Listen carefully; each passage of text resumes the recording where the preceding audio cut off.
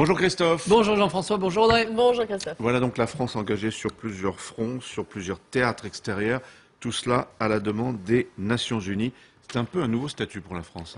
Tout à fait. Nous ouvrons une nouvelle période du rôle de la France dans la géopolitique. Il y a deux fronts chauds en ce moment. C'est la Libye et c'est la Côte d'Ivoire où nous sommes en première ligne. Et puis il y a le troisième front, comme le rappelait Audrey tout à l'heure, où nous sommes là une force d'appoint, mais une force d'excellence avec un rôle militaire et un rôle politique. C'est l'Afghanistan. Alors, en Côte d'Ivoire, en Libye, la France est en première ligne. Elle est quasiment seule en Côte d'Ivoire, même s'il y a des forces de l'ONU à côté. Elle est quasiment seule aussi en Libye, avec la Grande-Bretagne, même s'il y a l'OTAN derrière, puisque les Américains sont en train de se retirer.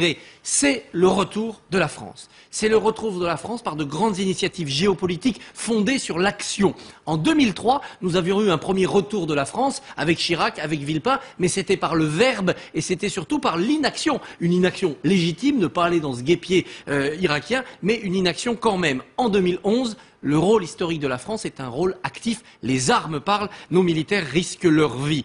Alors, cela tranche avec des pays qui, comme l'Allemagne, se retirent du jeu et ne comptent pas. Cela tranche avec des pays qu'on appelle émergents et qui sont surtout des pays planqués sur ces conflits-là en ce moment. Le Brésil, l'Inde, la Chine, la Russie qui ne veulent surtout pas s'en mêler. Cela tranche avec des États-Unis qui sont dans une autre attitude de soutien avec participation extrêmement limitée. On voit que la France est en train de prendre ses positions dans un monde qui est résolument multipolaire. Chacun devient le gendarme, l'acteur d'une partie de la planète, mais pas de toute la planète. Alors c'est le retour de la France, mais est-ce qu'on a vraiment les moyens techniques et surtout financiers de ces engagements? Alors nous avons les moyens techniques, les moyens militaires, c'est incontestable, si les conflits ne durent pas trop longtemps. Sinon, eh bien, la faiblesse de nos effectifs, parce qu'on a fait des économies, la faiblesse de nos matériels, notamment en termes de munitions, parce qu'il n'y a plus d'argent, pourrait se faire sentir. Nous sommes condamnés à réussir vite. Et en plus, nous sommes condamnés à ne pas y aller seuls. Si nous sommes en tête dans ces conflits, nous avons besoin quand même de soutien de nos alliés. Ensuite, financièrement, oui, c'est un faux problème. Nous ferons payer la facture. Alors à qui? Nous ferons payer la facture à ceux pour qui nous faisons ce travail difficile, douloureux, qu'est l'action militaire. D'abord nos alliés, l'ONU, l'OTAN, l'Union européenne. Il faudra mutualiser les coûts de tout cela. Les Allemands ne participent pas, mais ils peuvent aussi payer un peu la facture, puisque en Libye, nous travaillons aussi pour que toute l'Europe soit préservée de dommages collatéraux. Et puis, les pays que nous libérons. La Libye, la Côte d'Ivoire, ce sont des pays qui ont des ressources. Eh bien, ces pays nous rembourseront en avantage, notamment en matières premières, en énergie, par exemple. Ils pourront aussi nous acheter des matériels militaires. On arrivera peut-être à vendre quelques rafales un jour. Et puis, il y a enfin quelque chose qui ne se quantifie pas. Mais c'est ce qu'on appelle le rétex, le retour d'expérience. Nous allons, sans être cyniques, améliorer nos matériels, améliorer nos méthodes avec l'expérience retirée de ces conflits. Ça nous permettra d'être encore plus compétitifs sur ce marché. Là aussi, sans être cyniques, c'est un marché réel qui est la vente des armes. Est-ce que tout cela change nos rapports avec nos alliés? Complètement. On voit bien que dans l'affaire libyenne, eh bien, le couple franco-britannique s'est ressoudé. Ça peut vouloir dire des partage de programmes. Pourquoi ne pas relancer un porte-avions commun? Pourquoi ne pas faire des patrouilles communes de nos sous-marins nucléaires? Ça baisse du côté du couple franco-allemand. Crise du couple franco-allemand qui est surtout une crise allemande pour l'instant.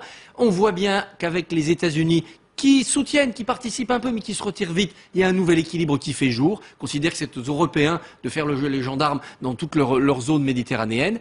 Il faut relancer une vraie défense européenne. Ça, c'est pour tout de suite, dès demain, dès que le conflit libyen sera terminé. L'OTAN, le rôle de la France dans ce commandement intégré qu'elle a rejoint, eh bien, est en train de subir un test majeur. Et puis l'ONU, on voit bien que cette organisation doit être repensée de fond en comble. Elle est de post-1945. Il faut inventer une nouvelle gouvernance mondiale pour le XXIe siècle. Nicolas Sarkozy est à la manœuvre. Est-ce qu'il y a des risques politiques pour lui à 13 mois de la présidentielle? Énorme. Si c'est un échec ou s'il y a des pertes lourdes, il sera disqualifié. On ne voudra pas d'un président qui nous aurait emmenés dans un guêpier, dans un bourbier sanglant. Ça peut être difficile pour lui si ça dure, parce qu'il y a un esprit munichois qui va se réveiller comme toujours en France. Que diable est-on allé faire dans cette galère? Il devra s'expliquer en permanence. Il sera handicapé pour la présidentielle. S'il a une double victoire, militaire et politique, en Libye comme en Côte d'Ivoire, est-ce qu'il pourra en tirer profit? Pour les Français, ce qui compte en ce moment, c'est l'emploi, l'emploi, l'emploi. Les Français ne veulent pas de victoire, ils veulent du boulot. Ils seront contents d'un moment de gloriole, de voir la France applaudie à l'extérieur. Mais ça ne suffira pas. Les Français veulent du beurre dans leurs épinards. Ils ne veulent pas des lauriers, même ceux de la victoire.